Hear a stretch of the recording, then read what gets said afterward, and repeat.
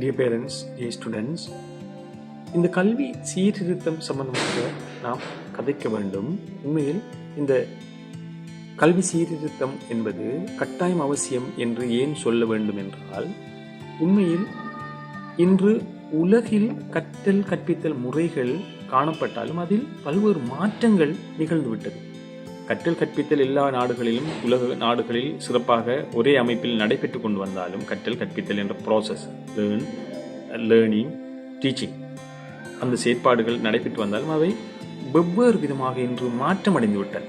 மிகவும் முன்னேற்றம் அடைந்த நிலைக்கு சென்று விட்டது. ஆனால் இங்கு அது நடைபெறும். உண்மையில் சீனா, ஜப்பான், ரஷ்யா, கனடா போன்ற 28 நாடுகளில் பாடப்புத்தகங்களே இன்று இல்லை.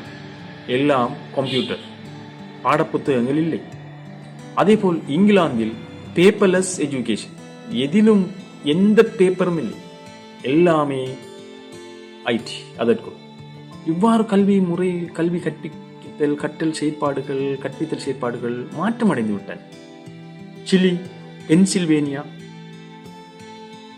ஸ்பெயின் போன்ற நாடுகளில், மெக்சிகோ போன்ற நாடுகளில் கற்றல் கொள்கைகளை வகுக்கின்ற போது பாடப்புத்தகங்களை தயாரிக்கும் குழுவில் மாணவர்களை இணைத்துக் கொள்கின்றார்கள். மாணவர்களும் சேர்ந்துதான் இந்த செயற்பாடுகளில் ஈடுபடும். இன்னும் அதிகமான நாடுகளில் வகுப்பறை, இந்த நாம் சொல்லும் 1ஆம் தரம், 2ஆம் தரம், 5ஆம் தரம், 6ஆம் தரம், அந்த தரப்படுத்தல் இல்லை. அவை எல்லாம் மாறிவிட்டன.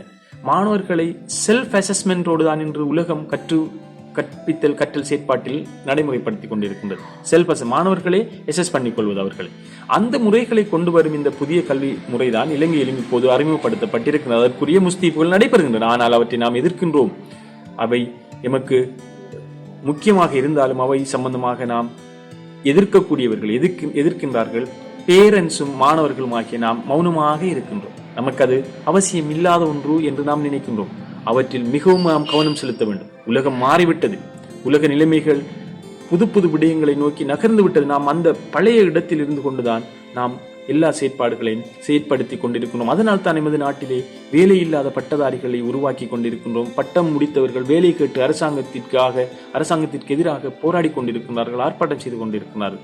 ஏனென்றால் அந்த முதுகெலும்புள்ள, பெக்போன் உள்ள ஒரு பட்டதாரியை நாம் உருவாக்கவில்லை. ஏனென்றால் பழைய முறையில் நாம் பட்டதாரிகளை உருவாக்கி கொண்டிருக்கின்றோம். அந்த பழைய முறைகளில் உருவாகும் பட்டதாரிகள் உருவாகாமல் இருப்பதே சிறப்பு. இவ்வளவு செலவு செய்து அரசாங்கமும் பொதுமக்களும் வீட்டுத்துறையினரும் குடும்பங்களும் செலவு செய்து இந்த அவசியமற்ற பட்டதாரிகளை உருவாக்குவது என்பது எமக்கு நாம் கேன்சரை உருவாக்கிக் கொள்வதற்கு சமமானது. எனவே நாம் மாற வேண்டும். உலகம் மாறிய நிலைமையில் நாம் மாற வேண்டும். கல்விக் கொள்கைகள், கல்வி செயற்பாடுகள், கல்வி தொடர்பான நடவடிக்கைகள், வகுப்பறை முறைமைகள் எல்லாமே மாறிவிட்டன. எல்லாமே காலம் கடந்த நிலையை அடைந்த நிலையிலும் நாம் அவற்றிற்குள் உள்வாங்கப்படுவதற்கு பின்னிப்பதும், நாம் அவை நோக்கி சிந்திப்பதற்கு தயங்குவதும், நாம் அவை பற்றி சிந்திக்கும் குழுவில் அங்கத்தவர்களாக இருப்பதற்கு விருப்பம் இல்லாமல் இருப்பதும் மிகவும் கேளிக்கையானது, மிகவும் ஆச்சரியமானது, மிகவும் அவமானத்திற்குரிய விடை. எனவே நாம் இவை பற்றி சிந்திக்க வேண்டும். இவை உரிய நபர்களுக்கு பிரஷர் பண்ண வேண்டும். பெற்றோராகிய நாமும், உயர்ந்த தரம் படிக்கின்ற பல்கலைக்கழக மாணவர்களாகிய நாமும் இவை சம்பந்தமாக சிந்திப்பதற்கு வாய்ப்பளிக்க வேண்டும். இவை சம்பந்தமாக பேசுவதற்கு நேரம் ஒதுக்க வேண்டும். இவைதான் முக்கியமான விடயம். எமக்குள் அன்றாடம் நாம் சாப்பிடுவது, நாம் உறங்குவது எமக்கு முக்கியமான விடயம் அல்ல. அது விலங்குகளும் செய்கின்றது. நாம் சிந்திக்க வேண்டியது, செயற்பட வேண்டியது நம்மை விலங்கிலிருந்து வேறுபடுத்திய இந்த கல்வி முறை சம்பந்தமாக. நாம் விலங்குகளாக இருப்பதிலிருந்து நாம் வேறுபட்டிருப்பதற்கு காரணம் கல்வி.